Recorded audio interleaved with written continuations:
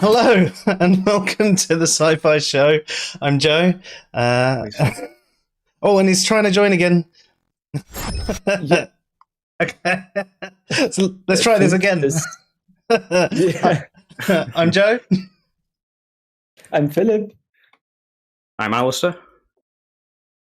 And that's Dave, but he's having some sound difficulties right now. So he will respond when he can. I'm sure he's sorting things out as we speak. He just typical. It's one of those things that happens. We've had a few issues at the beginnings of our streams again recently.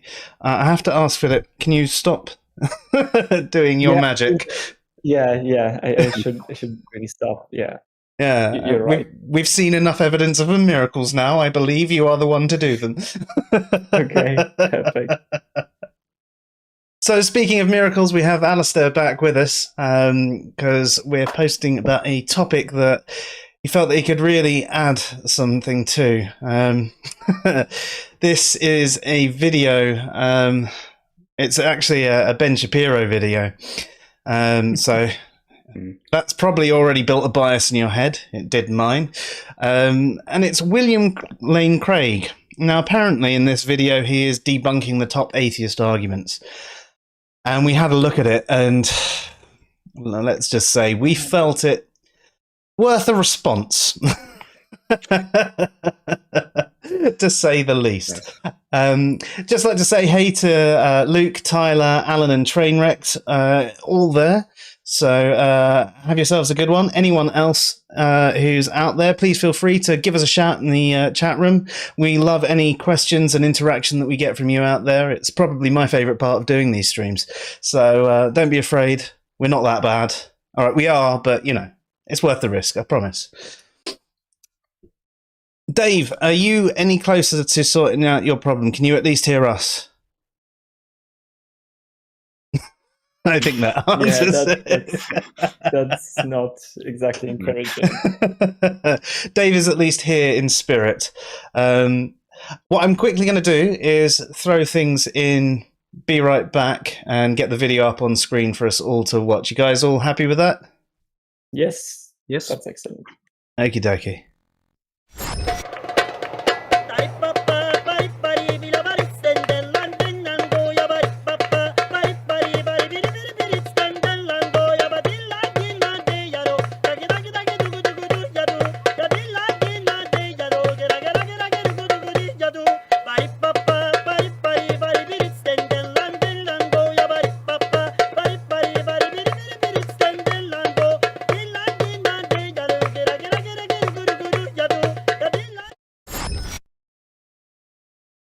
All right, so we're back in the room. Things are looking okay, but it looks like Dave is still having problems, which is such a shame. Oh, he's gone out. So the 3-cam version then. Has he said anything on Discord? There's just something really wrong with Discord. No, he just messaged that he'll be here as soon as possible. Okay. So he has some trouble. Yeah. Hopefully he can get in. Yeah. Because I would really value Dave's input on this. Probably out of all of us, it's a topic that he knows more than all of us, and pretty much any philosophical topic. So it would definitely be worth having here. But still, I think you guys are pretty confident in your positions in this one as well, aren't you? Yeah, I think I have a couple of things to say to some of his takes. So yeah, he's back. Maybe this time that's good. Let's have a look. Dave, are you there? No. No. Really weird, Dave. I mean, it's been one of those one of those weeks so far with technology issues, hasn't it? Our the last stream, it dies after an hour and a half, and now and it just said my computer couldn't record anymore even after rebooting. Although it seems to be recording fine today, so who knows? But let's start the video. Hopefully, Dave can join in as soon as possible. I don't want to hold things off any longer because I know some people here are waiting to see it. Oh, and hey there, Bible. Didn't see you there. Yeah, can't wait to see him debunk I don't believe you. Very good. So, William Lane Craig debunks the top atheist arguments. Let's talk about a couple of those philosophy arguments from 101 that are constantly trotted out. I've had similar experiences.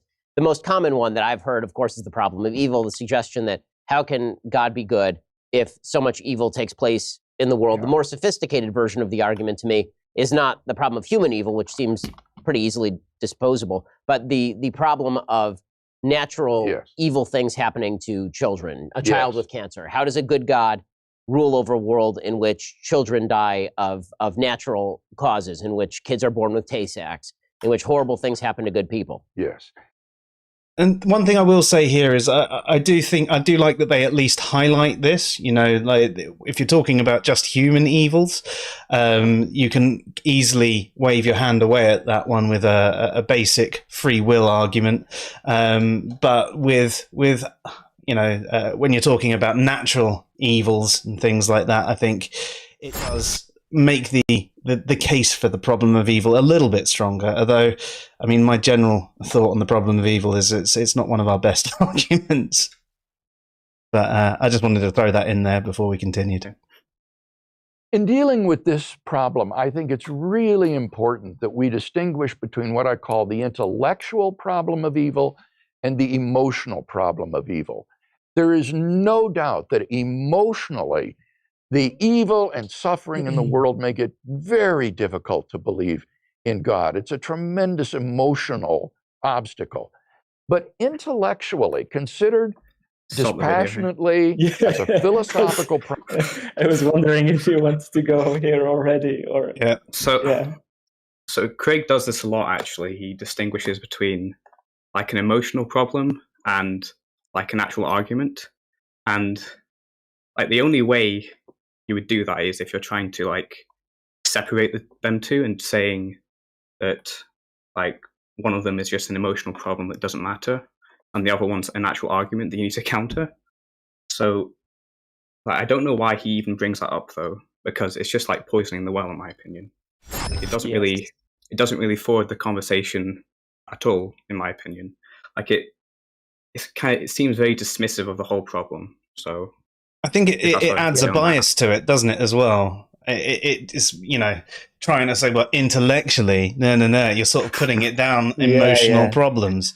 But also, when you're actually talking about things like the problem of evil and things like that, emotions are actually tied up into it.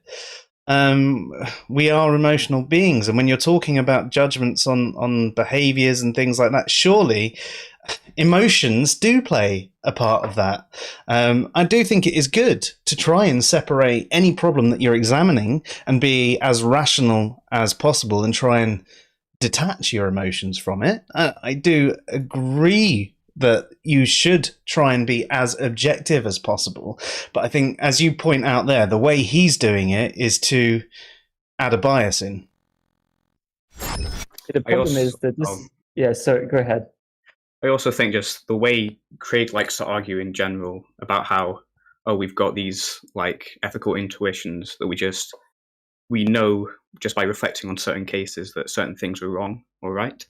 So I think it's very odd that when he comes to the problem of evil, he's like, ignore your emotions, ignore all your judgments, and just coldly and calmly, dispassionately just look at the evil and try and like see if there's any consistency there. So I'd just like to mention that as well. Yeah, I mean, even in the Bible, it says, you know, morality is written on our hearts. So, I mean, that to me says it's a metaphor that we will feel, you know, God's morality. We will intuitively feel what is right or wrong. And if a lot of us are intuitively feeling certain parts, you know, certain things are evil, then it all ties back into it.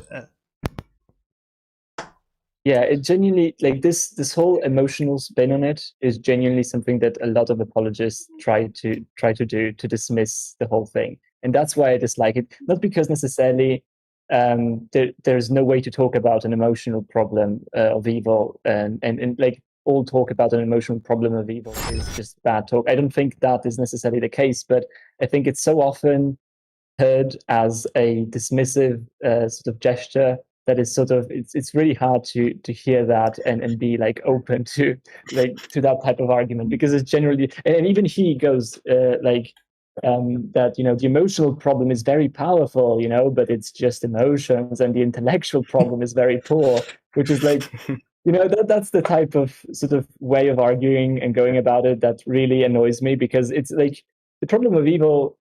I guess you could say that you can have a version that is just sort of purely emotional, where you just, see something that is bad and then you feel like God could not permit this. And I guess that could be a way to talk about something that is purely sort of an emotional, but it's very easy to wrap that up into some sort of a logical format. And you'll have a logical problem of evil, essentially. And at that point, it like to dismiss it as an emotional thing is just kind of a cheap that doesn't really help you much, especially when you're considering stuff like what it means to love, what it means to be benevolent and stuff like that. So yeah, that's why I dislike this type of rhetoric with apologists. Sorry, I see you look like you were about to say something there. Did you have anything to add before we carry on? Oh, no, we can continue on. Cool. Problem. It's extraordinarily difficult to show that there's either any inconsistency or improbability between the existence of an all-loving, all-powerful God and the evil and suffering in the world. The atheist would have to show that it is either impossible or improbable that God has morally sufficient reasons for permitting the natural and moral evil in the world. And how could he possibly show that? We're simply not in a position to make those kind of probability judgments with any confidence. And so I think that the problem of evil, as difficult as it may be emotionally... Yeah, I think it's worth stopping here for a second, because what he's essentially arguing here is something that is known as skeptical theism in sort of the ways to respond to the problem of evil. And it's essentially suggesting that we are not in an epistemic position to essentially know whether or not, or even make probabilistic assessment on whether or not there are any sort of morally justifiable reasons for God to permit this evil. That's basically what he's laying out. Basically, the mind is so great we can't conceive of its thought process. We don't understand things. Yeah. And I mean, that like the best analogy that I found to like look at this is to I think this is something that Law suggests in his response to skeptical theism, which we might get into, sort of the Pandora's box objection. I find that to be a very powerful sort of response. But he goes if you look at a garage and you say, well, you can conclude with confidence that there is no elephant in the garage, because you would expect to be able to see if there was an elephant in the garage with your perceptual skills. But it would be wrong for you to conclude that there are no insects in the garage, because like, at least if you looked at it from afar, from the street, let's say, because that in that position you wouldn't be able to see if there are any insects, and so that makes it impossible for you to make any sort of determination on that. And that is sort of like the way skeptical theism is sort of set up usually, is this idea that you are in a position where you're not able to make these sorts of assessments.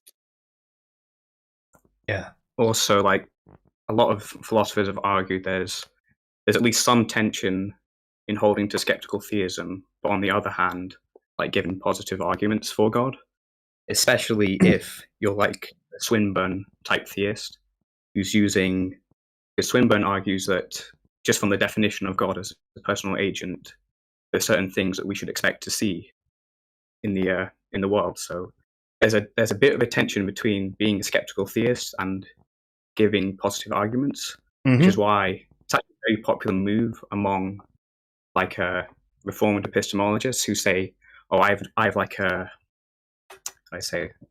inner experience of God," so it's like self-authenticating. So just to point out that not every theist likes like this particular Yeah. that Craig is doing. Actually, there was And I mean, something. yeah. Sorry, go for it, Philip. No. You go. I was just going to add on to this is sort of pre-biblical times. There was a response about 2,000 years after the Torah, and I can't remember the philosopher's name, but he was talking about how essentially the Old Testament was all metaphor when it was referring to God, because it was putting it in terms that we humans could understand. There actually is it makes no sense describing a being that is so great in any term that is human. For example, if I spent the day and doing a load of nice things, I don't know, helping people with their shopping, carry it home, and helping my friends move, and I do all these things, and someone says, "Oh, you seem really benevolent." Describing a god in that way is completely ridiculous because it's so far out of human scope. The best you can do is take a negative stance and say, well, we can say that God is not these things. Like you could say it's not malevolent, but describing it as benevolent makes no sense because it's not the same in human terms. So it's almost taking a different slant on it. So I think it might be helpful here to point out to some sort of objections to skeptical theism. Like we already mentioned some of these, like some theists think that there's tension, as Alistair mentioned. I think, there are other popular responses that would be something like, skeptical theism could lead to moral paralysis because you wouldn't be able to know in any given scenario whether or not, whatever evil you're seeing is justified. And so, to prevent that might actually be a bad thing. And so, you wouldn't be able to act on any evil that you see because, who knows, maybe that thing is actually leading to a greater good. So that is another type of response. Another, like Draper suggests that, of course, even if we accept skeptical theism, there's also no reason to think that God doesn't have, it's pretty much on the same level to think that you should be as skeptical towards the proposition that God does have morally justifiable reasons as that he doesn't. Essentially, it's an equal in equilibrium. There's no like non-question begging way of like saying that God has hidden reasons to prevent suffering we see versus like God has hidden reasons to like permit it. So if you're given an argument, you have to like weight these two equally, unless you think you have like an argument to give for like one favoring the other. So those two essentially cancel out, and we're right back where we started, trying to actually explain exactly something that we have in the world. So I think that kind of pretty well. And the best we have to judge God on is the descriptions in the Bible. And I understand the arguments from both sides, but there are people who have built an entire belief system around the way this deity's been described in the Bible. And if you're really being a genuine skeptical theist, you have to sort of almost throw that entire thing out, surely, because it's been put in human terms, so none of it is actually accurate. How these moral judgments, how can we actually say they are? Yeah.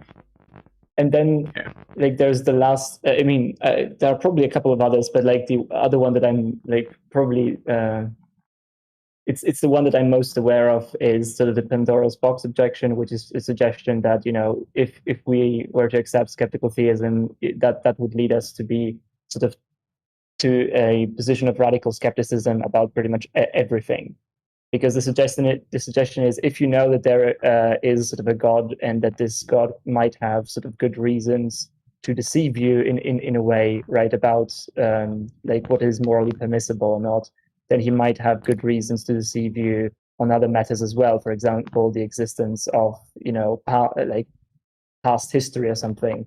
Like the way Stephen Law puts it, it would be like, if you, anytime you discover a fact about a certain like, let's say that you make an evaluation. Let's say that you are in a room and you see a certain number of objects and you say, oh, these objects are all red, right?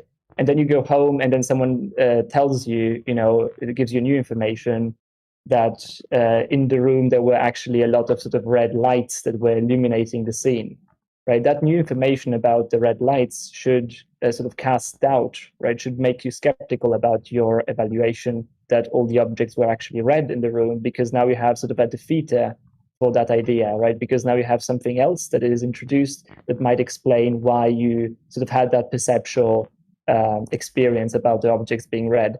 And in the same way, like skeptical theism could undercut pretty much anything in a way, because you wouldn't be able to know if God doesn't have some good justifiable reason to deceive you on pretty much anything, on the existence of the past. Maybe the Earth is just sort of like 1 year old, and all the evidence was just sort of created by God, and he had good reason for that, right? You wouldn't, and as a skeptical theism, at least that's the Pandora's box suggestion, is that you wouldn't be able to argue against that, because it's sort of the same type of reasoning that would go into that as the reasoning that you're applying towards sort of moral issues and to suffering in the world. So if we are to accept that in suffering, we should accept that possibility, and we should be skeptical in pretty much everything else. Yeah, that's fair. Actually, it's probably something we should have addressed first before doing this. We should probably have addressed what is actually meant by evil, and I think there probably are a number of theists that might define evil as going against God's will. Would you agree with that? Not necessarily all of them. Well, if you accept divine command theory, like the obligations you have are dependent on God's commands. But a lot of theists like to ground the good in like God's nature. So like what is good? What good is basically identical to God's nature under that view. So like things could still be like bad, even if it doesn't like necessarily go against like an explicit command by God. So, but a lot of theists disagree with Craig on that as well. Actually, like a lot of theists don't like divine command theory as well. So, I mean that's fair. So we've got a bit of a split there then. But if we were to say that there was a theist that agreed anything that is God's will is good and anything that is not God's will is evil in that regard, then these natural evils, like parasites burrowing into the eyes of young children, would be God's will, and therefore technically would be good. But I don't think any of those people would agree that that was good as well, because I think it comes back to the emotional side, that intuitive bit where we go, no, that isn't a good thing. Like, what benefit do we have from these parasites burrowing their way into children's eyes, or things like that? So if we then take the nature of God argument that you then presented, God is good. Good is God. God is good. It's they are equivalent to each other. Is that essentially how you would phrase it? Well, for divine command theory, it's that God's nature is just like an identity claim. So it's not that you can't really say that God is good because he has certain attributes. It's that God is good because he is the good. Mm-hmm. So he can't be good in virtue of the other properties he has, like him being loving or like generous or like kind. So under that view, it's just good equals God's nature. So it's a very weird view, actually. So I'm not like a huge expert. Yeah, and I mean, he's going to go into a moral argument later on in the video, so I think that is sort of going to open up that discussion even more.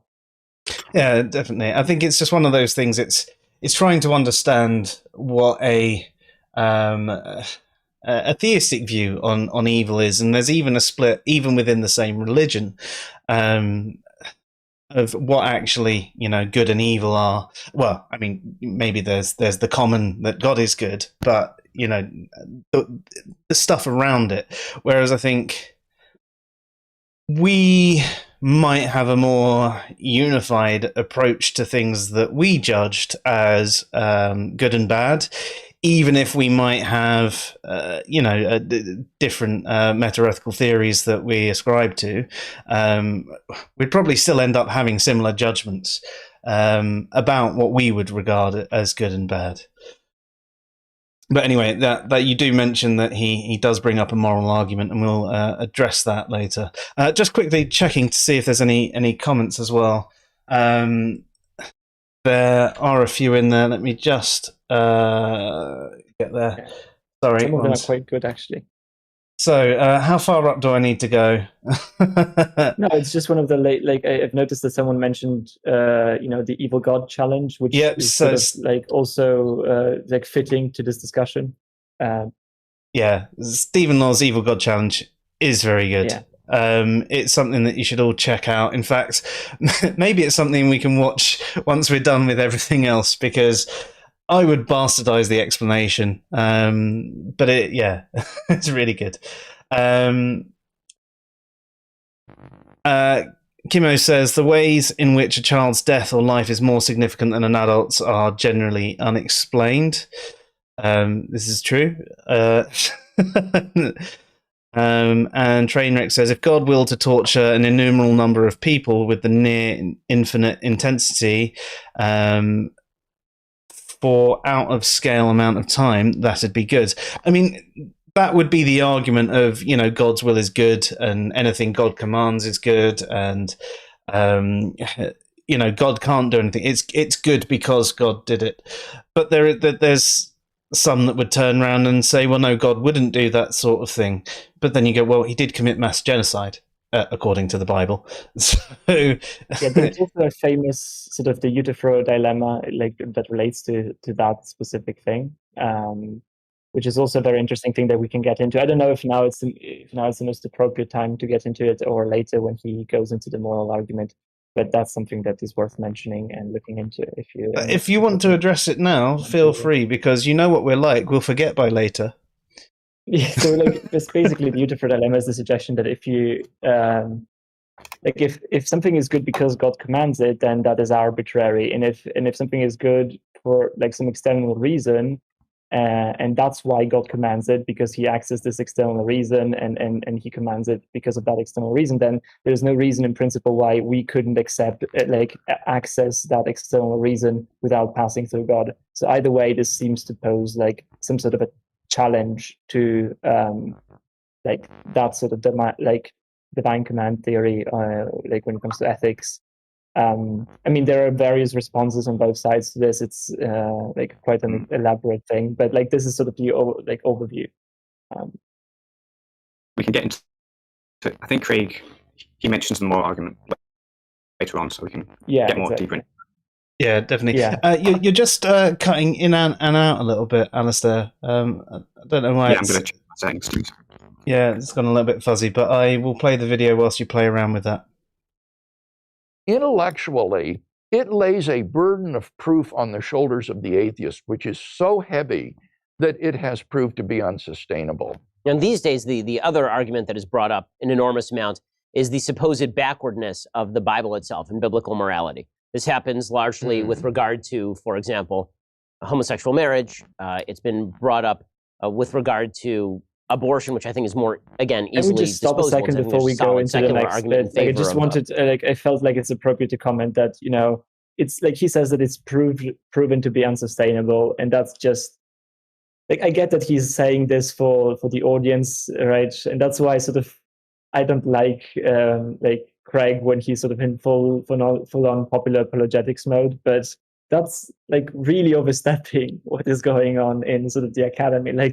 There's so much talk about the problem of evil, and there's so many versions, both deductive and inductive and stuff, that is just I feel someone who looks into this, it's just he cannot say that without sort of being a bit shady on it, because that's just plainly tiny false, in my opinion. Even though he might think that it's sort of fails ultimately, to say that it has been proven to be like unsustainable, that's just like way too confident on this issue. It definitely showcases like the apologetic side of Craig. Yeah, this like just super confident and like way overstepping, what and overselling what the actual sort of situation is. That is typical of popular apologetics oftentimes. There's also the bit there where, just before we got onto this bit, where he mentioned he felt that it weighed a heavy burden of proof on the atheists, but it almost seemed to say that there is none for the theist in this regard. And I think if you're going, you guys mentioned this, but if you're going the skeptical theism route, I think you're basically left at a point where you've both got a burden that neither of you can fulfill, because neither of you can show what is and isn't God's will, etc., and God's mind, and what God wants to happen, which in turn can lead you to that form of paralysis that you were saying. Well, should I step in and help out? Is it God's will for me to help this person, or is it God's will for that person to struggle on their own and deal with the thing themselves? So him trying to fully shift the burden of proof into our court, I think, is a little bit unfair. I think the burden of proof lies with us both, and I don't think any argument that really just waves your hand away and say it's not really a problem for us is one that we should necessarily focus on either, because it just seems a bit weak and unconvincing in my book. Of the protection of human life. But homosexual marriage is the one that most often comes up. You also hear arguments that the Bible permits slavery. So if the Bible is so wonderful, then why are there all these weird sections of the Bible where it talks about wiping peoples from the earth, where it talks about enslaving other human beings? Some things that we would certainly consider moral evils today are contemplated by the Bible and not banned by the Bible. So why is that? Well, let me address briefly first this question of slavery. When we hear the word slavery, Ben, we think of slavery as it existed in the American South. And as you know, that is nothing like the system that existed in ancient Israel. In ancient Israel, there was no social safety net sponsored by the state. There was no poverty program. So if a man got himself into a situation where he couldn't pay his debts, he could keep his family together and retain his self-respect by selling himself as an indentured servant to his creditor until he could work off his debts, and then he would have to be set free. After 7 years, he had to be set free in any case. So this was really a form of indentured servanthood. It wasn't slavery as we think of that term. This was actually an anti-poverty program. And in some respects, I think it's better than what we have in modern Western culture. Right, I was waiting for him to get to that point. This is absolutely awful. It's I found him describing it as indentured servitude terrible, considering as that's not the only way it was, but also Exodus 21:20-21. Anyone who beats their male or female slave with a rod must be punished if the slave dies as a direct result, but they are not to be punished if the slave recovers after a day or two, since the slave is their property. Now, I'm not sure that modern social security programs, that's definitely like a much better system in my opinion, right? Yeah, I'm not sure that's in accord with any anti-poverty program that's around today. I mean, I suppose there are those arseholes who want to put spikes around buildings where, people might want to sleep. They're complete arseholes as well. They probably too would prefer this form of indentured servitude where you could beat your slaves to almost death, but not quite. I actually think it's quite worrying that he would allude to this being better without addressing this part of it. No, just a second technical question. Like Dave said that he's ready to join, but doesn't want to screw the layout up. I think we can figure that out. And All he make needs to do him- is join. It's all right. While he was Yeah, coming in so and out, please I join, was Dave, switching if you're able to. That would be great. It'll probably take about 5-10 seconds for him to hear that. Oh yeah, I can see it in the chat room. Yeah, cool. It's just so like this bit is probably one of the worst, honestly. Because it's so misrepresentative of like certain aspects. And I mean, to be fair to him, like certain things he's saying here are true, right? But he's also like navigating carefully around the things that he's saying in order to make it look better than it actually is. Because yes, it's true that, it was in some circumstances like used to get out of sort of debt or that, right? You would sell yourself essentially to get out of debt. And it is technically true that there was certain laws there that, you'd have to set free after 7 years. But there are also other laws that he conveniently forgets to mention, like the one about beating, your slaves, and like other things, like if you married your slave with and had kids, like, and the slave had kids with the person that you married him with, then he would have to be your slave forever, essentially, or leave his family, right? That's basically the choice he had to make. So yeah, he was technically free to go, but if he wanted to stay with his family, then he would have to stay a slave forever. So like there are so many things here that could be said, and it's just like plainly, especially again, this is so highly confident in what he's saying that he's even willing to go as far as to say that modern social programs, like in some ways, it's better than modern social programs. And that's just like the most ridiculous thing that I've ever heard, honestly. Like I'm not meaning to be sort of, I don't know, too harsh on this, but it's just really, really bad in my opinion. Like to go to that extent, it's just, yeah. Keep in mind, this is supposed to be inspired by like a morally perfect God. So, yes, that's another thing, right? Like, yeah. Just like so bad. We should be allowed to beat William Lane Craig for this statement, and if he doesn't die within 3 days, then it's all good.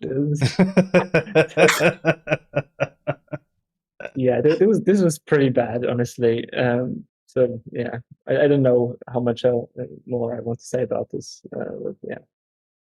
Yeah, I mean, well, I'll tell you what, Dave, as you missed the bulk of the skeptical theism chat, how do you think a skeptical theist would actually answer this problem, what we have raised here, especially about the beating the slaves and so on and so forth? Well, it would just be, there could be some greater purpose and greater good. So we can't say that it's bad. So, I mean, it comes back to the issue of lack of justification. Yeah, we just don't know God, man. Slavery's bad. Just like there's no, if you're making up excuses to say we can't know that it's bad, then you probably need some kind of psychological help. It's issue with top-down thinking, isn't it? Yeah.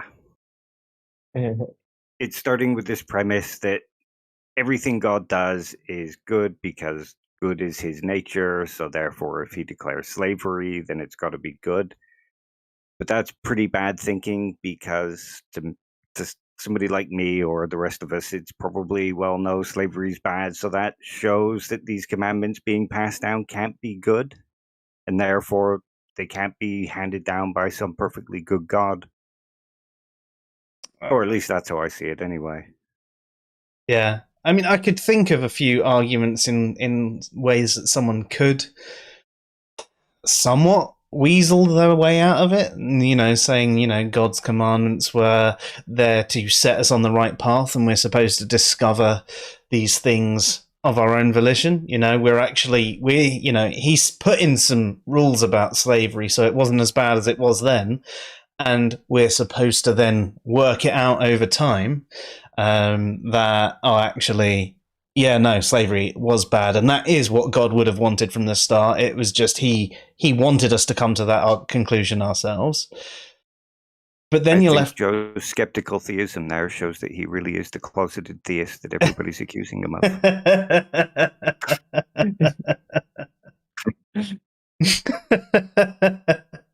Damn it! That's why I'm the cult leader.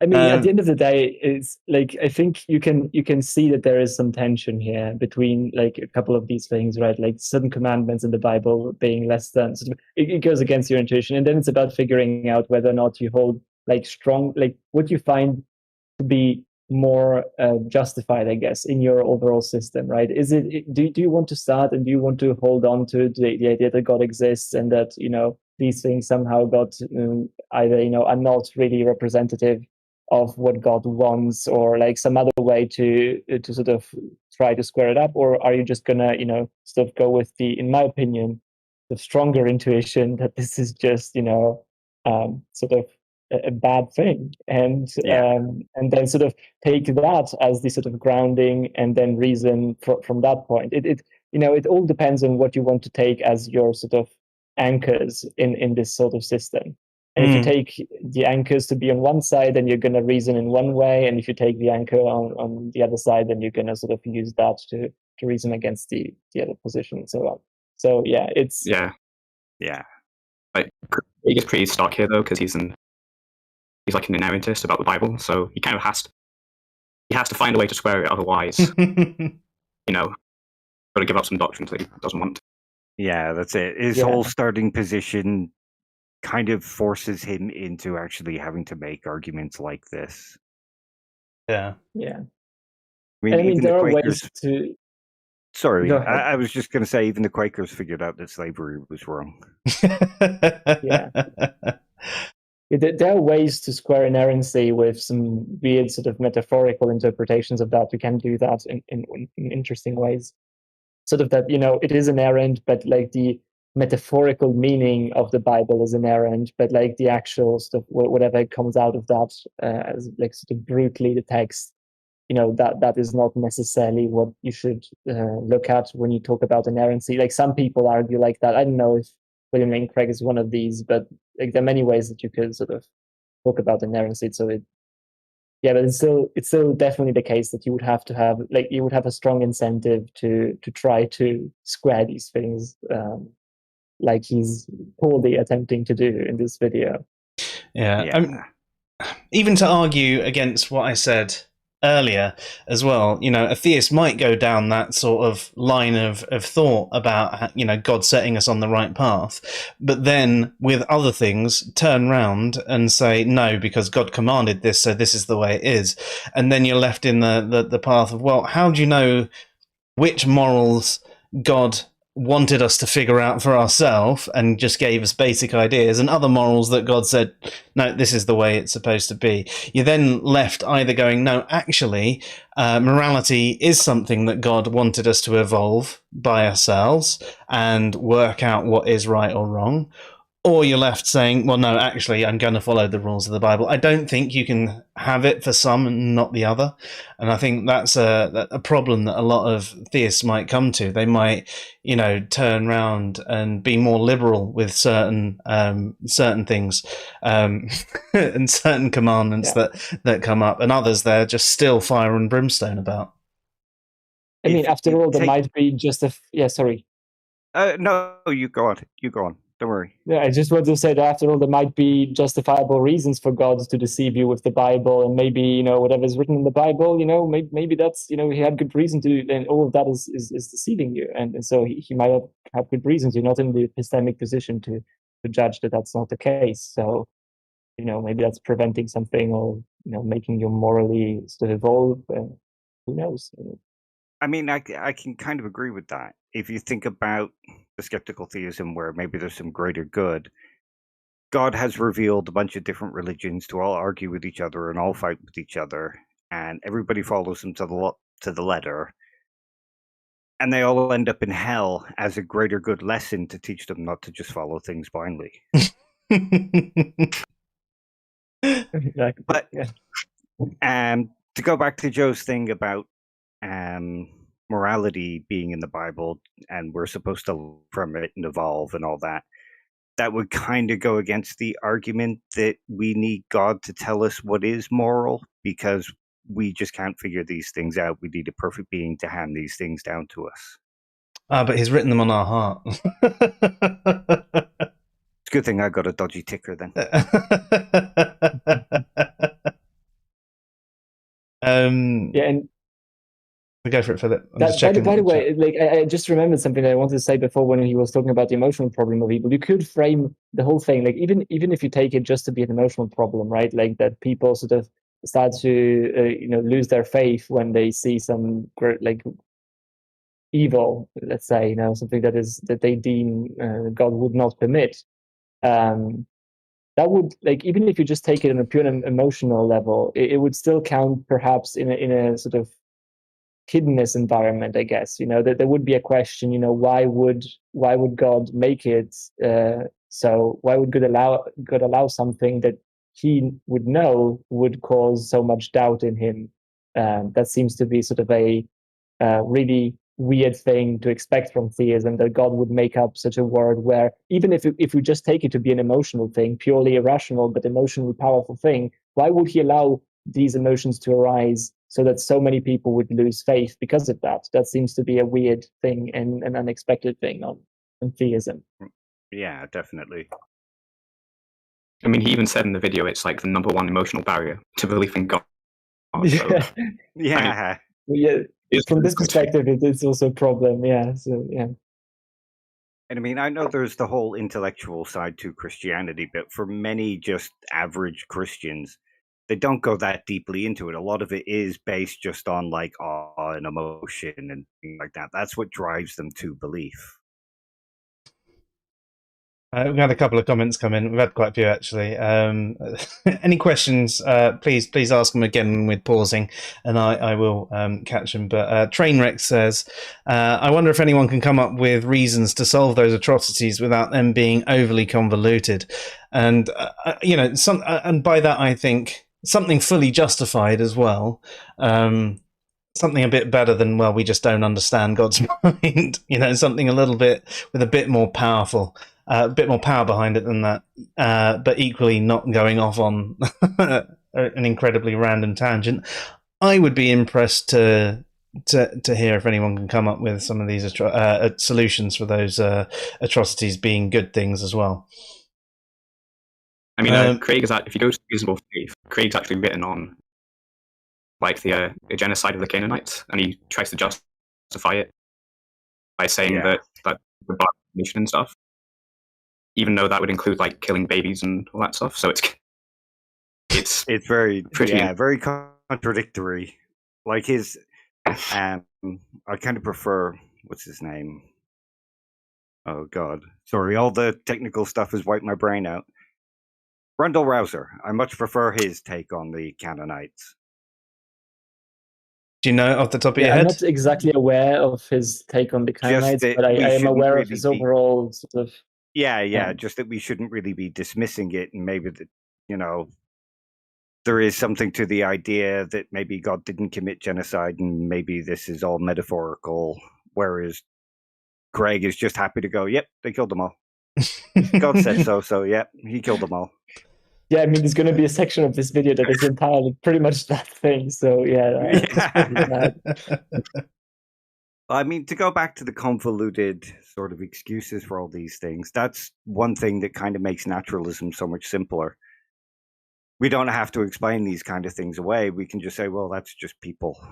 People are kind of crazy when you really get down to it. And we don't have to come up with these convoluted explanations to say there's this perfectly good God that would do these perfectly bad things. It's so much more expected to see these types of things in a universe where like there's no one that cares, essentially. Yeah. It's like just so much easier to explain all of this when you just concede that there's nobody that cares, and this is just the mess that we find ourselves in. So yeah, and I mean there are versions of the problem of evil that go into evolutionary evil as well, which is an entire the kind of worms, I guess, and a much stronger sort of idea as well, because that would sort of suggest that if you accept evolution, which I guess a lot of theists nowadays would accept, you would have to concede that God brought about life and complex life by a process that is essentially building into it pain and suffering in order to get to certain things. and presumably there are better alternatives available to God if he's omnipotent to just sort of create life essentially. But he chose explicitly to do that in a lengthy process that is full of pain, and it actually requires pain and death and suffering in order to work. So that is like an additional way you could look at the problem of evil and all of that, which is really sort of surprising if we take theism to be true. Yeah. If you just tuned in, the summary of that previous bit was slavery is bad and there's no excuse for it.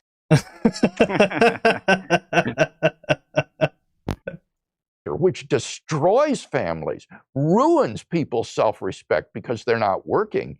Whereas in ancient Israel, a man retained his self-respect. He worked for an income. He paid his debts. He kept his family together. And to call that slavery is just a gross misrepresentation. Now, the first thing you mentioned, I forgot the world. The atheist would have. Because everybody has loads of self-respect when they're owned by somebody else for 7 years. Yeah, and they can be beaten, as long as they're not beaten to death. That's just boosts your respect so much all the time. I mean, I know I would rather be owned by Amazon than to sit at home studying, philosophy and things like that. It would make me feel so much better about my life. Yeah, I'm sure. Yeah. I accidentally clicked the bar, so hopefully I'm at the right point. I think it's better than what ruins people's self-respect because they're not working. Whereas in ancient Israel, a man retained his self-respect. He worked for an income. He paid his debts. He kept his family together.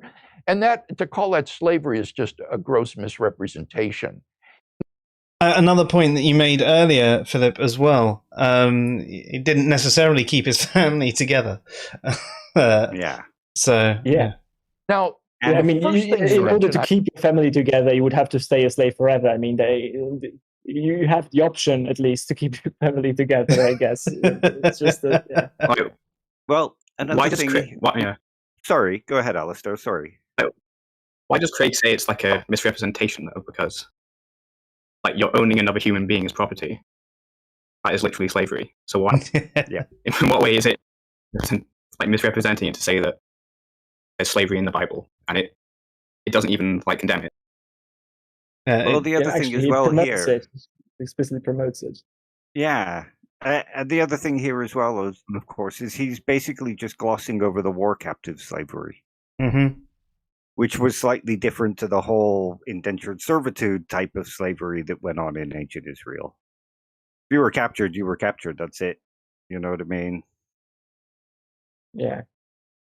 I mean, there are some passages in the Bible that explicitly suggest, that after war, they'd be released. Yeah, but also it seems to heavily suggest and lean into the idea, that it's justifiable to rape all the women and stuff like that, in certain after-war scenarios and stuff. It's not,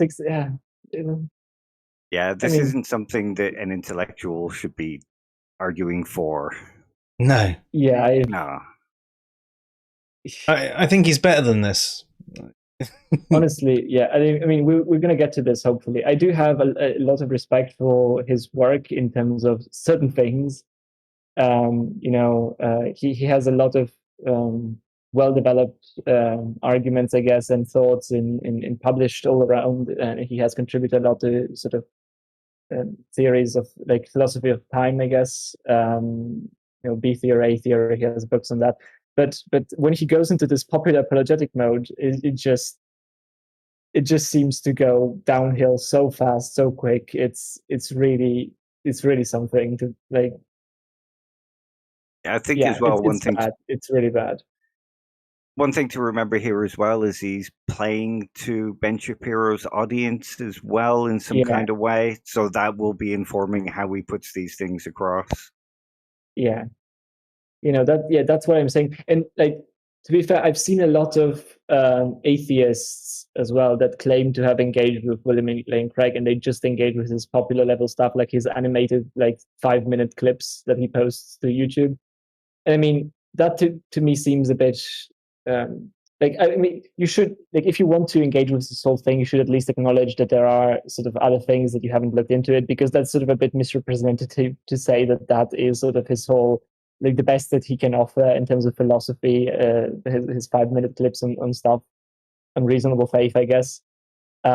So, you should be aware that there's more to this. And I think the best way to be fair about it, if you want to criticize this sort of, popular apologetic rhetoric, is to say that, this is bad and here's why, but also acknowledge that there are other bits perhaps that are more interesting and more challenging as well to respond to. As long as that is clear, I think it's fine to criticize these types of takes. These kind of takes should be criticized. Like, even if he has the higher level things, Yeah, absolutely, yes. I forgot. Homosexual marriage, same-sex marriage. With respect to some of these other moral questions, I think we need to remember the first premise of the moral argument. If there is no God, then there are no objective moral values. And I think pretty much any moral realist would disagree with that. The thing that really annoys me here is that Craig has been saying this argument for like 20 plus years, and I've looked everywhere, and I cannot find a single justification he actually gives for that premise, other than just saying, "Oh, we're just animals. We just evolved species," as if that like undermines any atheist who'd be a moral realist. If it's not objective, it's subjective. That's basically his whole argument. Yeah, and it's only objective if it's from God in his opinion. That's the only way it can be objective.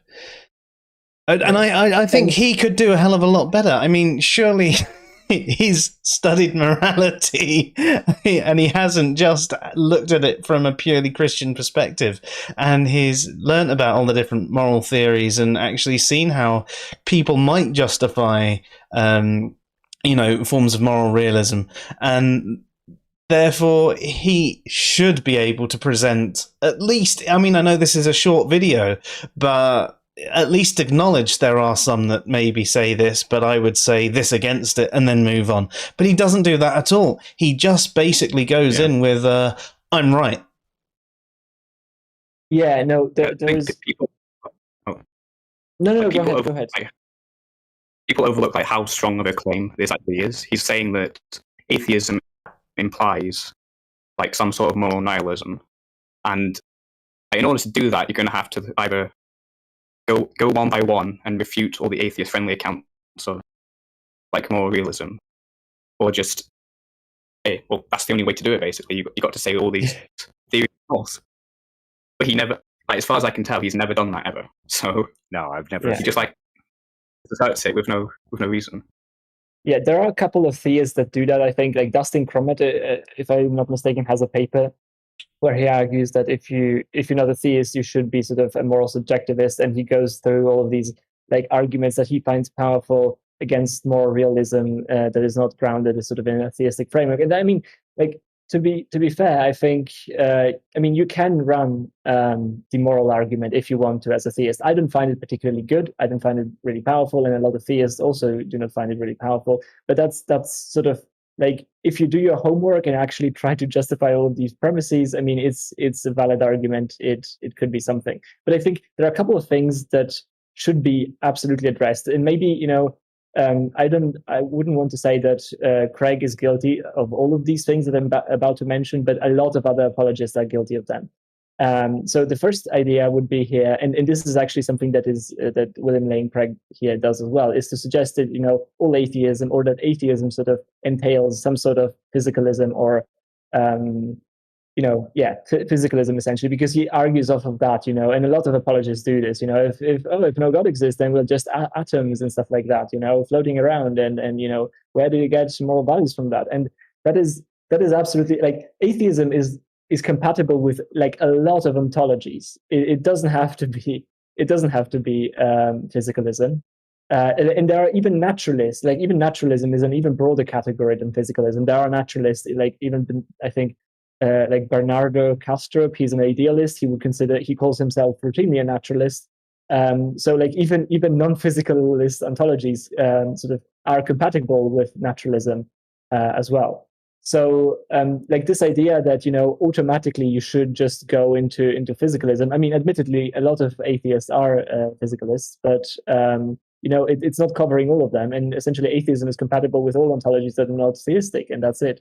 Right? It could be anything. And like Schellenberg also has like a lot on this. Right? He, for example, is not really that sympathetic to naturalism. He thinks like he has another sort of project when it comes to what he thinks likely. He's very actually sympathetic to some religious sort of ideas that are non-theistic. So all of this is just sort of dismissing every atheist and putting them in one basket, and that's just like not bit of a really hasty rigorous in terms generalization. of if you want to actually go through that. Yeah, I mean, at best, what you end up doing is saying that on physicalism, you cannot be a moral realist, but you're still not gonna do anything like unless you imply that you have like in order to be an atheist you have to be a physicalist and something like that. That would be like a necessary step as well, and that's just like even harder to justify. And then a second thing that a lot of apologists do, and I don't think that William Lane Craig does this, fortunately, but like there are popular apologists that do that, like Turek, is use the moral argument to reply to the problem of evil, and that's just the worst kind of move that you can possibly do, because that is just a complete non sequitur. It's a complete non sequitur because it doesn't matter, right? Like the problem of evil is saying, you theists believe there to be more, like you are a moral realist, right? You theists believe that there are evils, right? And you theists believe that there is an omnipotent God that is omnibenevolent, right? That is your problem. It's within your framework that the sort of at least asserted contradictions exist, or the asserted tension exists. Right? You have to deal that on your own. Whether or not the person that is bringing this up, can justify evils or not, is completely irrelevant to the problem of evil. And that is something that Turek does a lot, and many other sort of popular level apologists do that. And it's just not a great way to address the problem of evil at all. Right? You can present a moral argument independently if you want to, but like as a cheap trick to avoid talking about the problem of evil, that's just the worst possible thing that you can do. So it doesn't save you from addressing the problem of evil. That's just what I wanted to point out as well. I would point out that in his debate with Stephen Law, William Lane Craig did that exact move. Yeah. He said, Evil proves God. Yeah, this is so like the whole evil proves God. Please stop that. Just don't. At least if you're gonna do that, at least address the problem of evil separately, and then talk about the sort of moral argument. But don't try to wish yourself out of that problem of evil by not even talking about it and just saying, "Oh, evil proves God, and I won, haha." Problem of evil is not a problem anymore, because that's just not no, that's wrong on so many levels. Yeah, especially if you're hoping to give satisfactory answers to people that are bringing it up, and it's what's stopping them from believing. I mean, if you're there to try and convince somebody that they should believe in God, the best way to do it isn't to say, well, I just don't accept your thing. Just stop asking that question and believe, goddammit. Yeah, I mean, that's how it feels. Yeah, we say the same thing to fellow atheists when we say, "Well, I just don't believe you. I don't have to justify. I just don't believe you." We say to them, "Well, actually, explain why you don't believe them. What do you find unconvincing? Explain the contradictions, and so on and so forth." And unfortunately, someone of his level shouldn't be discussing things in the same way that the average person does on social media. The whole evil actually proves God is just the most popular apologetic move in history, honestly. I've started to hear recently, I'm not sure I've heard it before, but something that I've started to hear a lot recently is the atheistic problem of evil, where there is no problem of evil. It exists in the atheist camp because you can't even explain what evil is.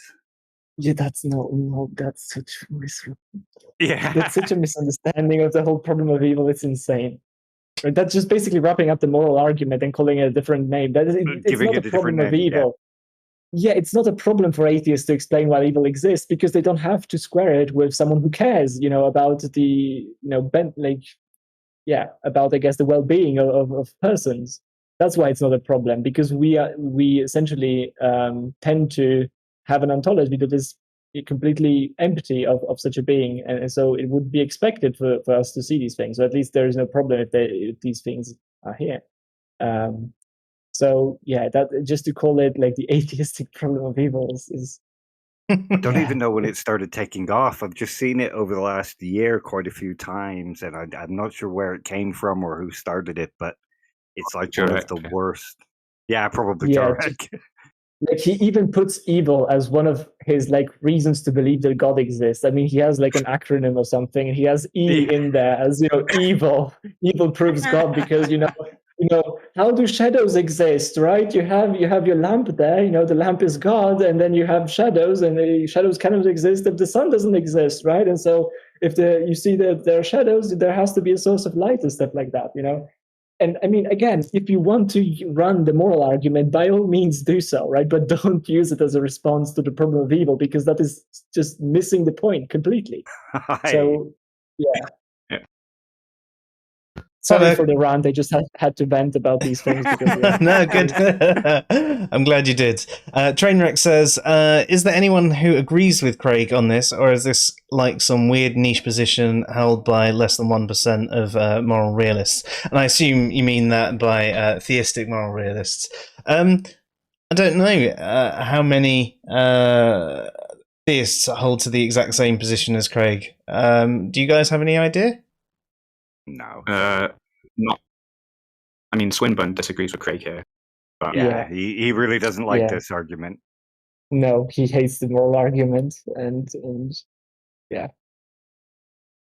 There you go. Unfortunately, we can't answer that one for you. You can probably find out in Phil Paper survey somewhere. Yeah. Oh, there you go. Although that might be more general. I don't know if that goes like in depth on only philosophy of religion. Yeah, and the big overarching one. But there might be smaller surveys in there somewhere. Yeah, I mean, I'm sure that there is a question about moral realism, but I don't know how, like the subset of theists, how that would. I mean, all of them would be probably moral realists, I guess. But I don't know if you can get the answer to how many believe that the moral argument is a good argument, or something like that, or that you cannot justify moral realism without sort of appealing to God. And duties, everything is socioculturally relative. So who's to say that the moral values of a society that discriminates against people and oppresses people is worse than one which is liberal and tolerant? We just sort of assume that the liberal values are the ones that would be objective, when in fact they're just as relativistic as any of the other ones on atheism. So if we need do you want to God, stop it here a sec? One of the things about this one as well, where he's talking about how we need God to ground them, otherwise they're entirely relativistic, etc., etc. The problem with this is he's assuming that his God is the only God, and his God is the only God that anybody ever gets any moral commandments from. When there are like 3 separate versions of the Abrahamic God, all with reasonably different moral commandments. Like the stuff in the Quran is different to the stuff in the Christian Bible, and they're sort of relative, so it depends on which God you follow and which society. So even having God there, it doesn't really give us the kind of objective moral duties and moral values that he's arguing for. Not to mention the fact that they break off into so many different denominations because they argue over the interpretation. They're hardly clear moral values that have been given to us. So aren't they somewhat relativistic between each denomination as well? I think Craig would just say that, well, anything outside the Bible isn't canon, so it's just false. Yeah, that's it. But the argument still kind of holds, because the Muslim would just say, well, no, you're the one that's wrong, because here in my thing, it says that God handed this commandment down to fix the ones in the Bible. So it's still, the objective duties don't actually exist in the way that he's trying to describe them. Also, the way like if you define objective as mind independent, like God is a disembodied mind, so it's not exactly clear that Craig's theory is even objective in that sense, because they're grounded in God's nature, which is a mind. So yeah, but I don't know how he deals with that. Just saying, like, it's true, like independent of like human beliefs and practices. yeah, I think he sort of goes with the objective definition, which is not grounded in opinion. Sort of like there's some fact somewhere that grounds this as, even if you have opinion X, it doesn't count because fact Y is the actual thing. But then how do you go about proving that without actually being able to speak to God? Yeah, but then he also goes in this passage, he goes something like, but like he seems to imply that there is no reason, right, other than what society is telling us that we could use to determine whether or not, a given societal thing, a standard or whatever is good.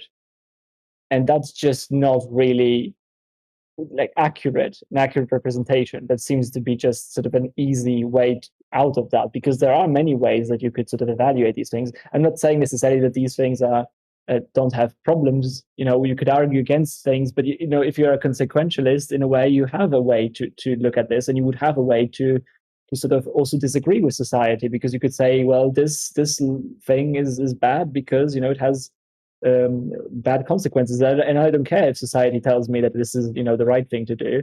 So it's not like you just go with society if you're an atheist or something like that. You can actually disagree with what is going on based on a multitude of different ethical theories and all of that. So whether or not these actually work is a different question. But to not even mention this and to just play this game, I guess, and portray this idea that societies are just relativistic, and so if you don't have a god, then you just follow what society says or something, which I sort of the undertone that I got from what he was saying.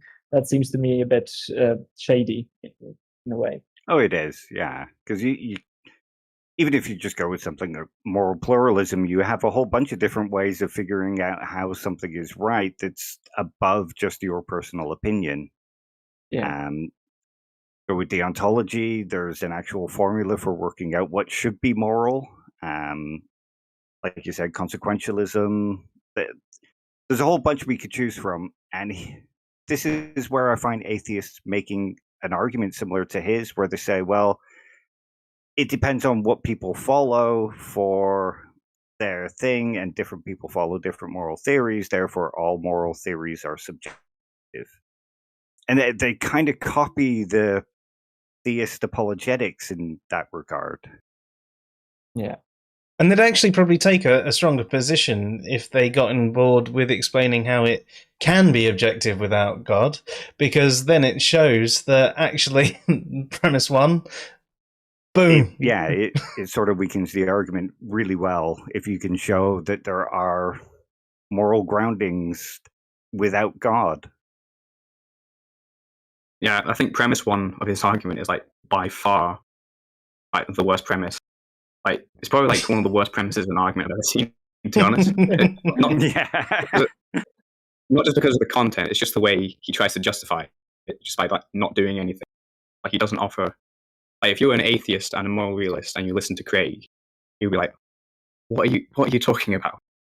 Like like the things are intrinsically wrong to me, and I don't need to go to ground it. Yeah.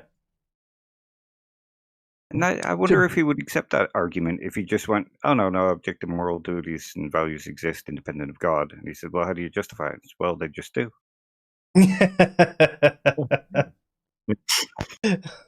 That's about as strong as his argument, yeah.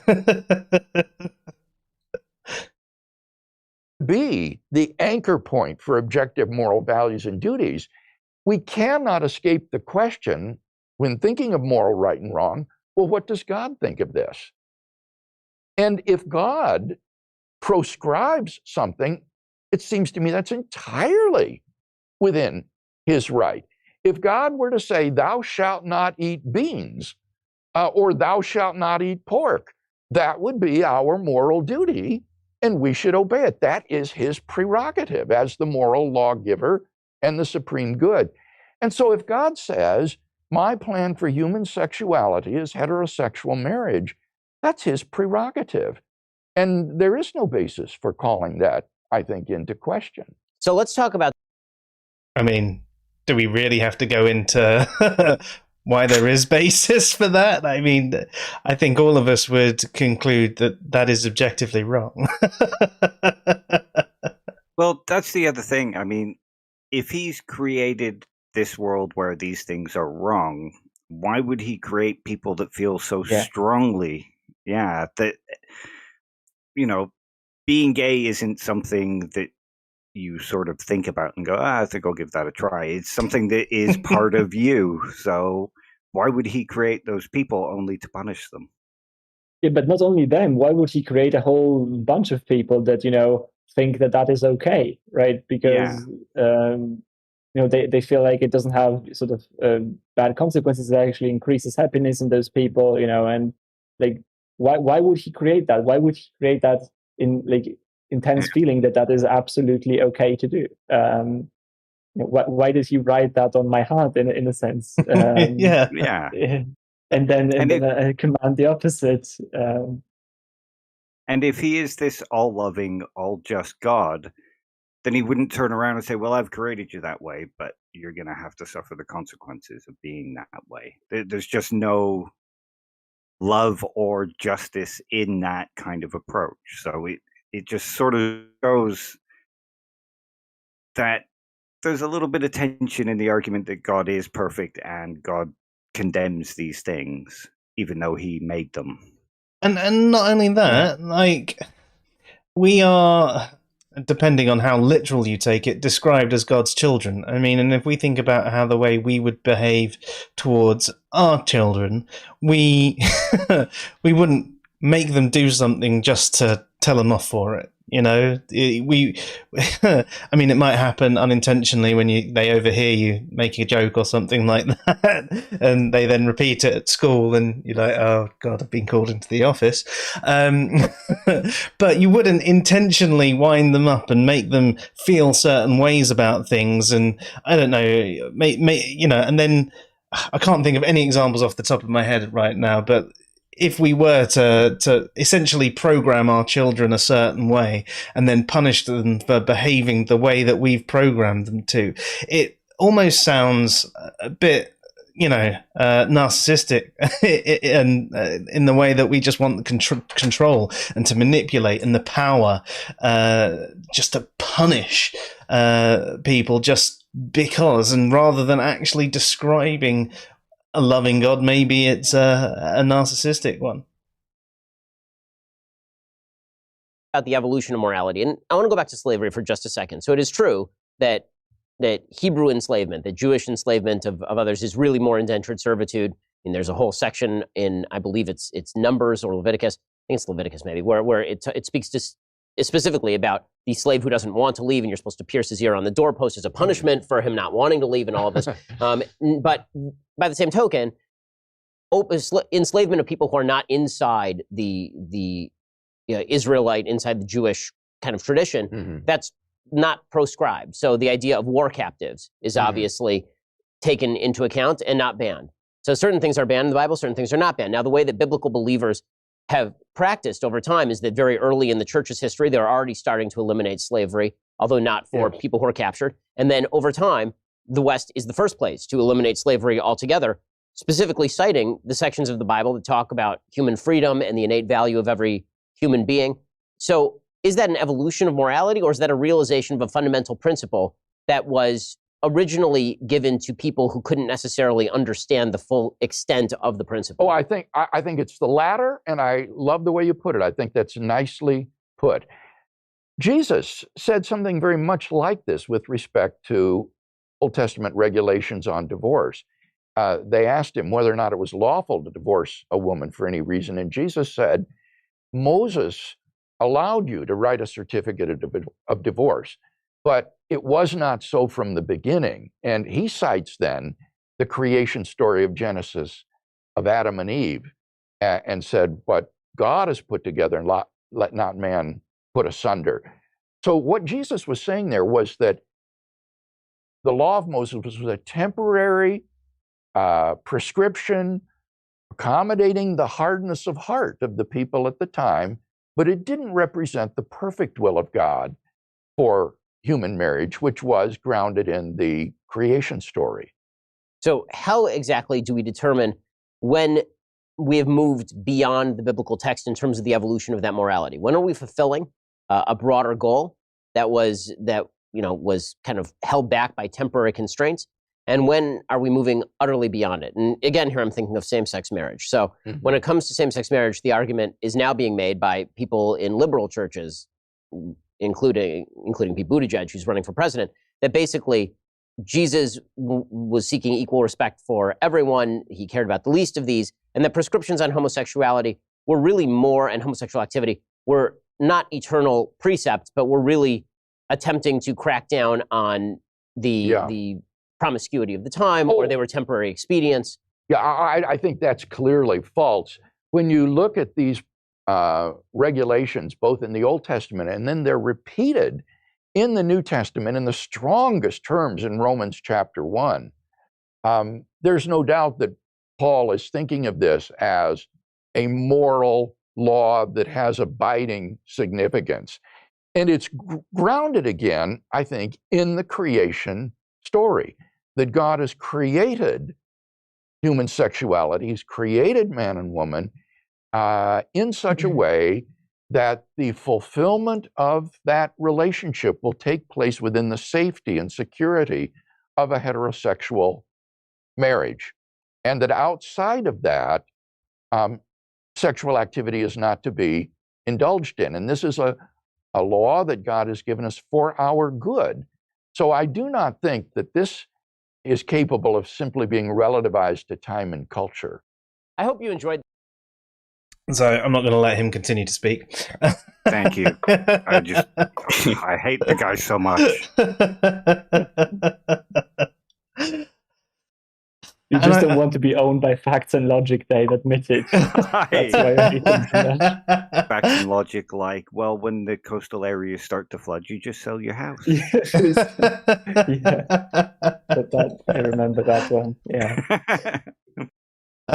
Yeah, but I think that's, again, he's trying to back up his opinion again there, this moral is clearly for all time, whereas this one isn't. Well, I'm sorry, if you're saying that you can't actually understand God and you don't really know what He does and does not will, then how can you say that this particular one is there for all time? From memory, Jesus doesn't really actually address homosexuality at all, does he? I mean, the passage that he mentioned was written by Paul in Romans, so it's not like Jesus directly said this himself. And I think the irony that a lot of people miss here is that on Craig's own theory, the only thing intrinsically valuable is God himself, and nothing else is intrinsically valuable.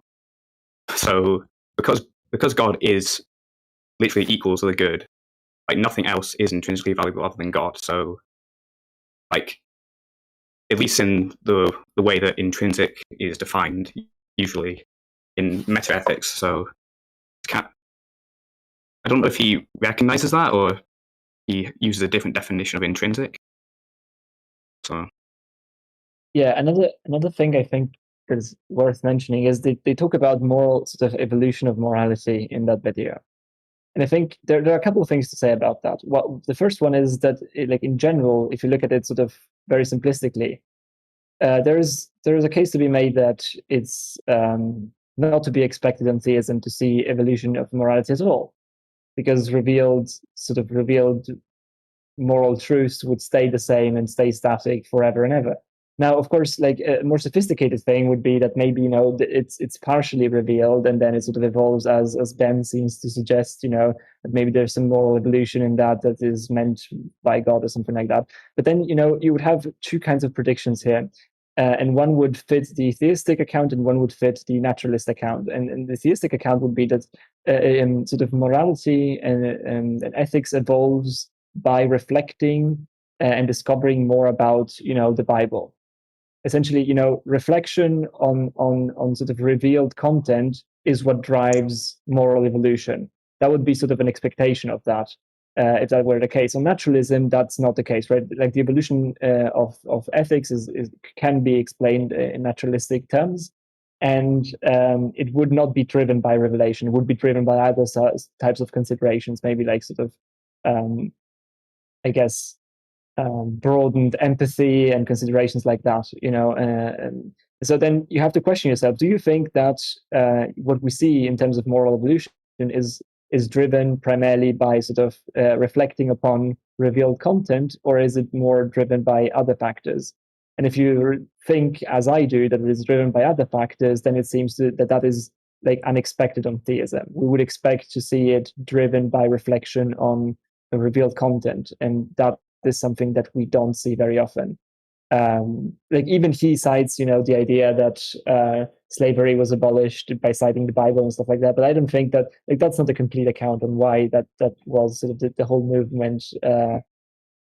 Like it definitely they definitely did sort of cite the Bible when talking about that. But like I don't know if that was the cause, of that. I find that hard to believe, honestly.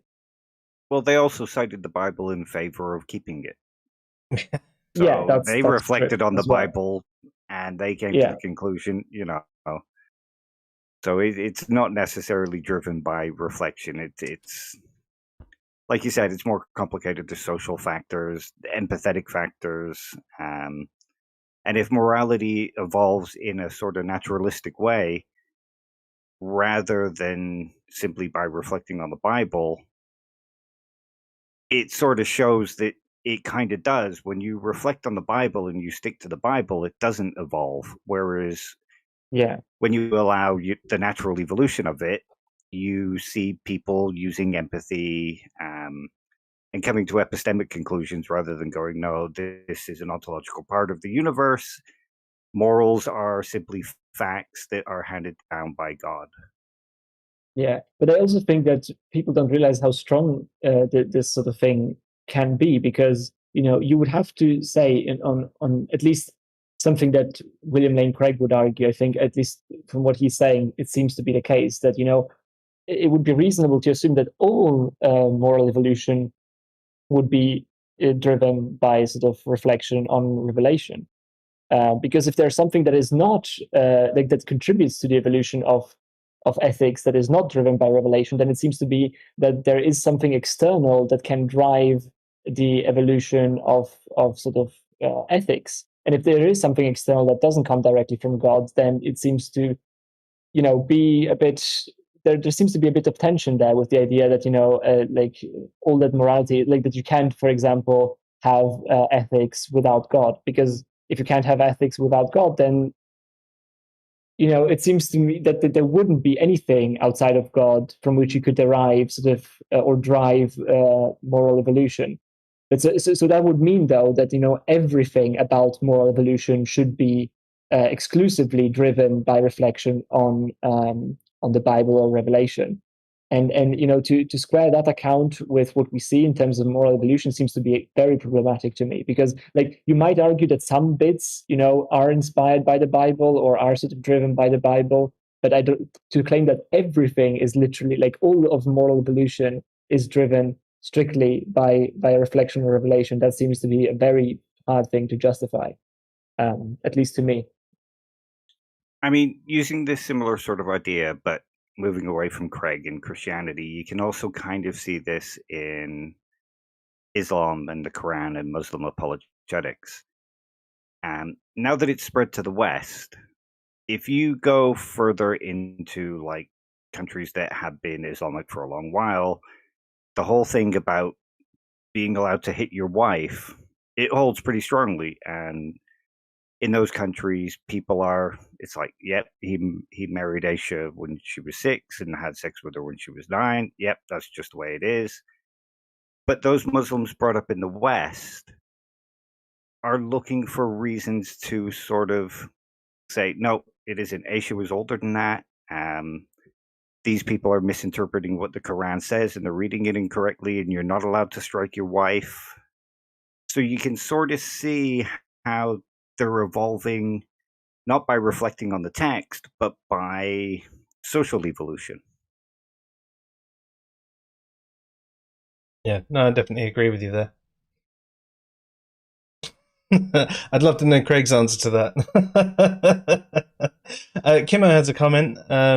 Says it's in his argument from teleology, which his take on the silly natural theology crap, where Dr. Craig's sins of commission and omission really shine. I haven't actually seen any. I mean, I know the argument, but I haven't seen him actually argue for it himself in detail. Do you know what he might be referring to there specifically, Dave? Not me, no. Sorry. No, any of you?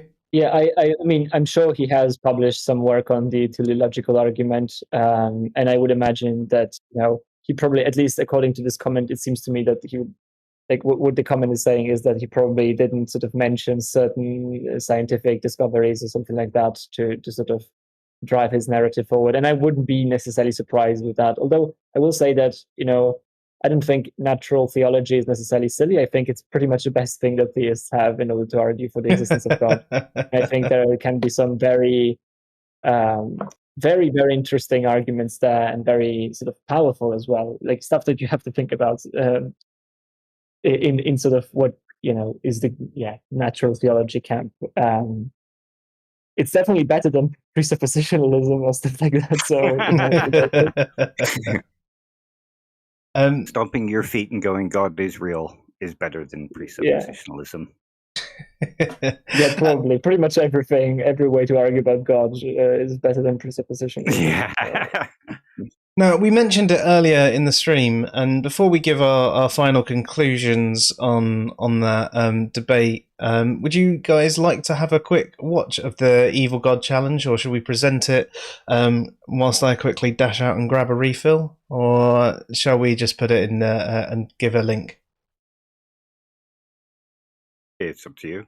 I think it's a great argument, but I'm a Stephen Law fan. Yeah, so it's a very good. I think it's a very good argument. It has relevance to skeptical theism as well. So as you can see, I have watched it a few times.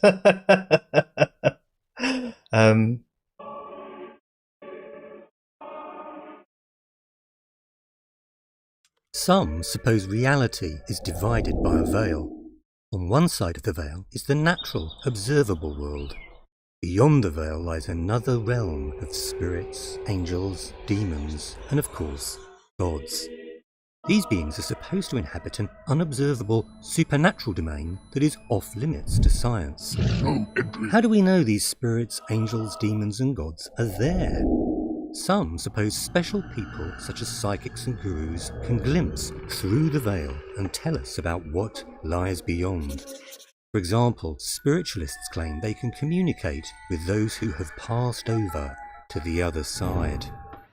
Others claim to encounter angels and even gods while praying or meditating. But how confident can we be that these mysterious beings are really there? Many atheists argue the world contains too much suffering for it to be the creation of a good God.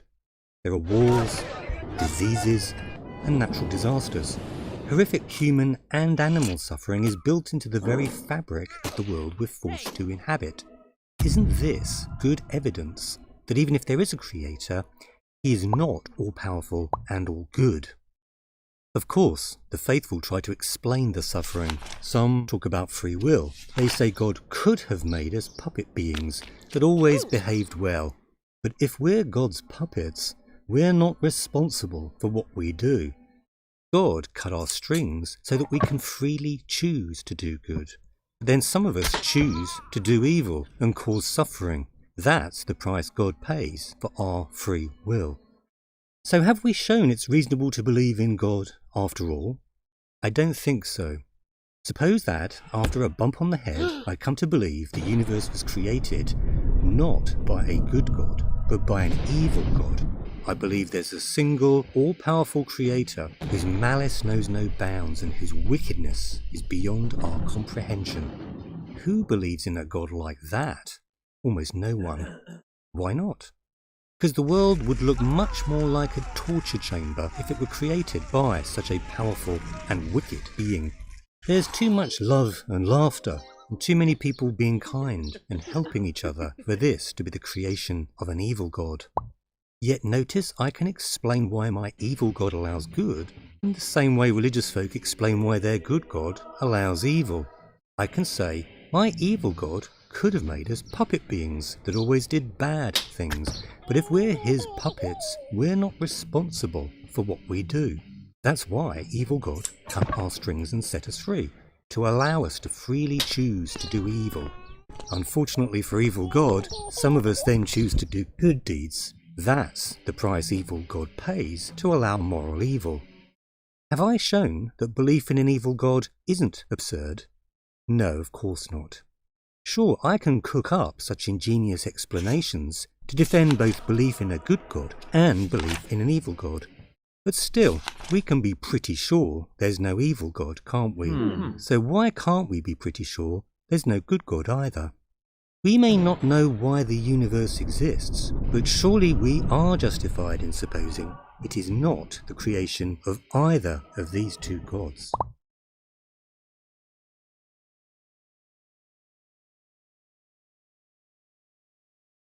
Yeah, I mean, I think that's really a great way to put it, and it really cuts through a lot of the fraff. I love a lot of Stephen Law's takes on things. I think he always has a very eloquent and concise way of putting things in, and I can actually understand them, which is always good. With Stephen Law, I don't have to spend a lot of time going, well, what did that mean? I seem to generally understand what he does mean. It's one of the reasons I like him. Stephen Law is great. He has genuinely a lot of good content, both sort of introductory content and philosophy, and sort of like pretty advanced sort of responses and sophisticated responses to theistic things. Like the Pandora's box objection to skeptical theism is his. So yeah, it's genuinely a lot of fun, and he has like a very accessible language, so that's always a good thing. Yeah, and he's just such a charming guy as well. Like, just such a nice guy when you see him in interviews and stuff like that. So, guys, stuff on Wittgenstein's Beetle in the Box really helped me understand it clearly. Like, it was just so simply put and so easy to understand that it's like, oh yeah, that's it. I'll have to check that one out as well. Yeah, me too. Actually, I don't know about that one. Yeah, I think it was either Opie or you who was actually explaining that one to me, Dave. A little while ago. I'll do a much better job of explaining anything than I ever could. Difference between master's, PhD. That's your next step, then, Dave. That's what I'm working towards. Yeah. Well, you've got your BSc first in computing, haven't you? But yes, you've got your degrees behind you there. But have any of you seen like for the evil God? Have any of you come across a good like symmetry for why it's reasonable to conclude that there is no evil God but the same good God? I've seen a few, but I can't recall them offhand. Like, I think one of them is just the sort of, I guess, the privation account of evil seems to be like a way that you can look at it, I guess. But like, it seems to me that you can sort of just flip that around and have the same sort of problem, the same symmetry, set up a symmetry there, and then you have to break that symmetry and then break the other symmetry with the one that you just broke. So it's a bit I don't know. I haven't encountered that, but I genuinely will admit that I haven't looked much into responses to the evil God objection. So I don't know what's out there. I seem to recall William Lane Craig arguing against the evil God thing, and I can't remember what his argument was now. But he I'm sure essentially he did. he appealed to like skeptical theism in the debate against Stephen Moore. So he said that on the basis of empirical observations, we cannot rule out an evil God. So he, on one hand, he conceded the challenge. But on the other hand, he said, well, but the moral argument breaks the tie between the two hypotheses. So God is like a better for objective values, but it has to be a good according to Craig. But I don't you could just say, okay, evil is grounded in an all evil God as well. So yeah. Yeah. So good is a privation of evil or something like that. Yeah, I mean, there is the argument, I suppose, that there is actually no real evil. It's the good to evil thing is just a relativistic. Without the good, there is no evil. But again, that you can, all of them, you can flip the other way around, couldn't you? But guys, back to the original video that we were reviewing. Is there anything that you would like to add? No? I mean, personally, I think we did a... Yeah, go ahead. No, I was just going to say, I think that, for one, the title was incredibly misleading. Yeah, it was definitely clickbait. I mean, for one, it said debunks. I think it failed to debunk anything. It's a word that both atheists and theists use far too much. And it's just... I think we should actually just not use it. I know it is something that interests you because you hear debunks and you go, ooh, but actually you then do it and you get disappointed. And for me, the next time I see the word debunk, I go, yeah, right. Especially if it's from the same person, and I then don't check it out. You might have got that one view out of me, but if they had said, argues against top atheist arguments, I'd have gone, oh, okay. And then the next bit, they say top atheist arguments. They are not the best atheist arguments out there. I think it's ridiculous, really, that they can even refer to these as the best atheist arguments. In a way, that's almost a straw man of atheist arguments, isn't it? It's like, these are the best and we've debunked them. There you go. At the best, it's an opinion on some of the common atheist arguments. That's what that video was. To be fair to Craig, he did it was like an interview, wasn't it? It was like Shapiro just interviewing him, so he's basically just answering the common arguments. But I don't trust Shapiro to lay up the best arguments for atheism to Craig. So not surprising there. That too, but I think he could have shown more epistemic humility. I think he did a poor job. Honestly, Craig could have done a much better job, especially with his knowledge and philosophy of religion, dismissing all sort of problem of evil type arguments as sort of dismissing them in the way he did. That it's an unsurmountable, it has been proven as an unsurmountable challenge or something like that. That's just such a cheap thing to say, and it's just so far off what is actually going on in these discussions that it seems like I have a hard time seeing. I know that he talked with an audience, he was talking to an audience that was receptive to that kind of message. But I've seen it so many times with apologists that just go, oh, the problem of evil has been debunked 5,000 years ago, or something, or it's annoying. It's really annoying to see that because it's genuinely not representative. You would be excused, you'd be excused to think that sort of logical problems of evil are sort of have fallen out of favor in a way because of the work of Plantinga, but that is also being recently challenged by people like Oppie, and I think rightfully so, because the work that Plantinga did was not exactly great. I mean, it's not like he debunked all logical problems of evil forever and ever just by saying that, you know, you can find something that is compatible with the thing to entail the data. But so yeah, there is a lot of stuff here and a lot of different versions of the problem of evil. And so I think in general, like what I found to be the most problematic thing about this video is just the way he dismisses everything else, and, you know, his lack of sort of humility in accurately representing what is going on. There's so, yeah. there's two William Lane Craigs. There's like the philosopher, and then there's like the apologist. Exactly. He speaks to the crowd and everything. So yeah, the apologist is really like almost like all other ones is just like really a really poor state of discussion on these issues, honestly. So yeah, it's sad to see. And that's not to say that there are no atheists that do similar things, right? But that doesn't mean that I have to be happy about apologists doing stuff like that. So yeah. With Kim, apologetics, it's easy money if you just sort of put it out there and make people feel good about their beliefs and give them quite simple arguments. Yeah. Kimmo says William Lane Craig fixes, and I'm going to infer that there's fixes, the problem of evil with a blunt object when a scalpel is the appropriate tool.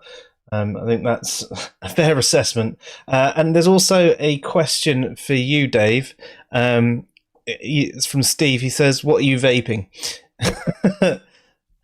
And what is that? Juicy Nerds Rainbow Candy. So there you go. And he says, "Can I suggest a flavourful liquid? It's called Fairgrounds." You ever heard of Fairgrounds, Dave? Not heard of it, no. Yeah. I buy all mine like in bulk from a really cheap place because I'm a poor student who's in poverty. When I vaped, I used to just make it myself. That was the definite cheapest way of doing it. Yeah, but I'm also fat and lazy, so. Yeah, the financial burden was more important to the being laziness to me. But yeah, fair. I like to walk a fine line. Virtue ethics, it's all found in the mean. So do you guys have anything else at this point, or are there any more questions? Can't see any more in the chat at the moment.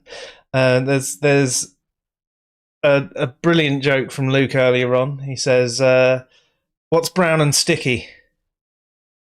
A stick. Yeah. We have banned them from the stream, haven't we?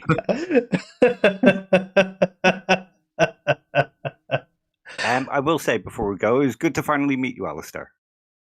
Sorry about not being here last time.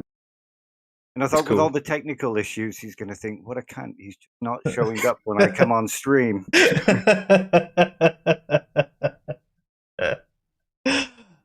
Brilliant. Okay, well, I think we'll wrap things up there then for the night. Enjoyable stream, terrible video. Really, really terrible video. As you guys have alluded to, it's probably showing the worst side of William Lane Craig. Don't let it put a bias against his other philosophy. Just understand when it comes to philosophy of religion, he's working top down. Unfortunately. And I hate to give any video with Ben Shapiro in it a compliment, but it was better than the ones that we saw from that Muslim guy. Oh God, yeah. You know, the debunking atheism ones, yeah, whatever they were called. Yeah, they were terrible as well. And to be honest, I actually found the way Ben Shapiro was presenting himself there not to be standard Ben Shapiro either. He actually sounded like he was trying to be as even as he could be with some of the comments that he made. Bet it wouldn't have been like that if you'd have shoved Oppie in that chair instead. I'm sure you're right. But it was just, you know, I do have a bias against Shapiro, and it was just slightly refreshing to go, okay, that wasn't as bad as I thought it was going to be, at least from him. The fact that I think at least he pointed out certain things that I found interesting, like the sort of how to respond to the evolution of like moral progress, essentially. That I think was an interesting thing to point out and something to talk about. But yeah, that's about as much as I can say. Yeah. I mean, I already feel a little bit sick for giving him as much props as I did. But yeah, cool. All right, well then we'll wrap it up there for the night. That was really good, and thank you so much for joining us, Alistair. My pleasure. Yeah, great to have you back. Yeah, sorry about all the technical difficulties at the beginning, but that's how pretty much every single one of our streams starts or finishes or goes all the way through. Part of the course. Yeah, what it was every time I went into my settings, it wouldn't actually let me go any further than that. And in the end, it turned out there was this little green arrow in the top right-hand side, and it was tiny, and it said, you have to click here to update. And then it allowed me to actually go in. But didn't actually pop up a message, nothing like that. It just changed this little arrow to green. How weird. Yeah. Frustrating. Oh, well, at least you know for next time. There you go. Something has been revealed to you, Dave, and you now have this knowledge going forward. So, yeah, thank you guys. And obviously, thank you, Philip and Dave, for your attendance as well, and everybody who has joined in the chat. Apologies if I didn't get to all of your comments. And thank you to everyone who is catching the rerun and the podcast. And yeah, awesome. So, you've been listening to the Fresh Air Sci-Fi Show. I'm Joe. I'm Dave. I'm Philip. I'm Alistair. I'm Alistair. Have a good night, all. Yeah. Good night.